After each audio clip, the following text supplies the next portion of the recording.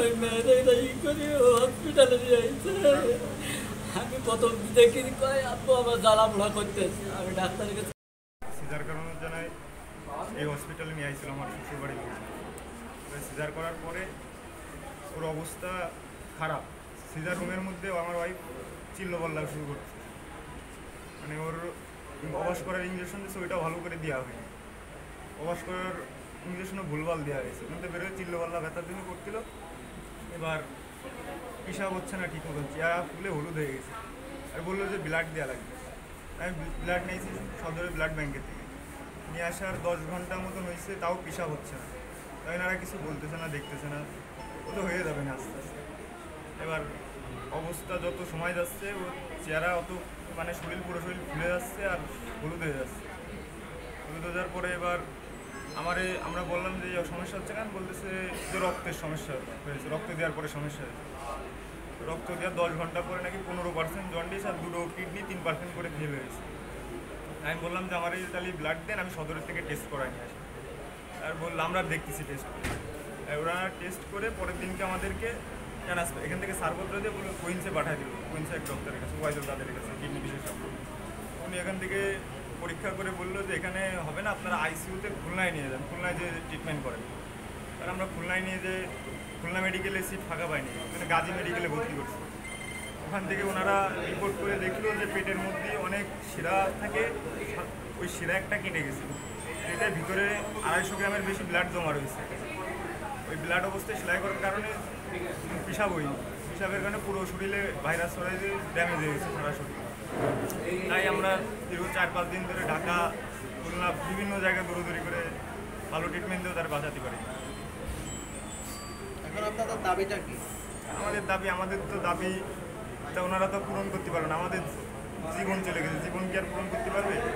এরকম যেন আর কোনো কিছু না হয়, আর আমাদের যত ক্ষতি হয়েছে সে ক্ষতিপূরণগুলোর জন্য তারা দিয়ে দিই। কারণ আমার বাচ্চা আছে, ছোটো বাচ্চাটা বাইসে আছে, ওর যতদিন না জ্ঞান আসে ততদিন ড্রাইভারিরা টানবে। আপনার নামটা কি, পুরো নামটা? আমার নাম মোহাম্মদ শ্রাবণ ইসলাম। বাসা কোন জায়গায়? আমার বাসা যশোর ধর্মতলা কদমতলা। অপারেশন করার মতো ডাক্তার নাই এবং তার মানে ওটির মধ্যে যে সমস্ত ড্রাগ, ইমার্জেন্সি ড্রাগ অ্যাভেলেবেল থাকার কথা সেগুলো নাই।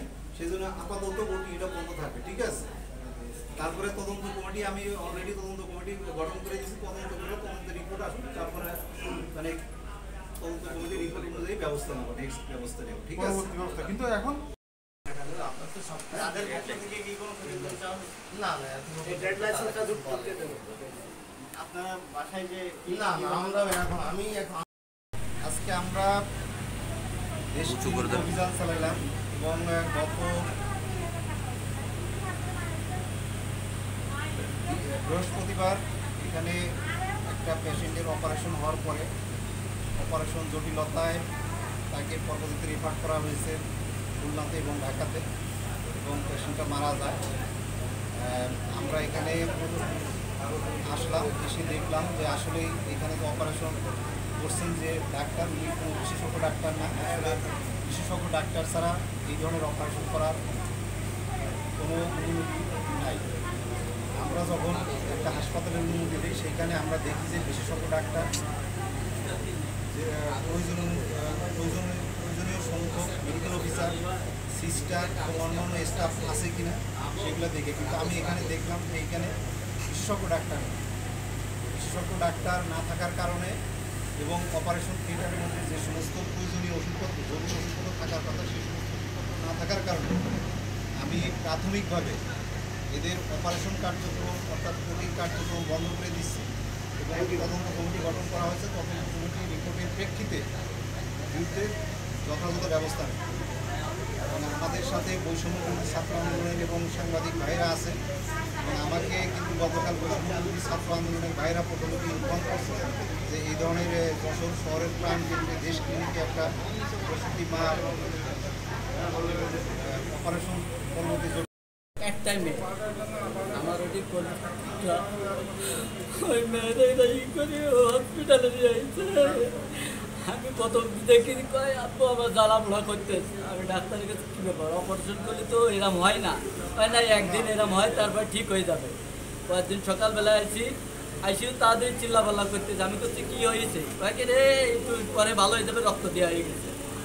পরে রক্ত দিয়েছে, দেওয়ার পরে এবার আমাদের 12টার সময় ফোন দিলে, আমার একটা দোকান আছে, আমি দোকানে ছিলাম, 12টার সময় ফোন দিলে আমার ওয়াইফ বললো যে আসো এদিকে তাড়াতাড়ি। আমি আসলাম, আসার পরে করছে কীরকম যেন করতেছে মেয়ে।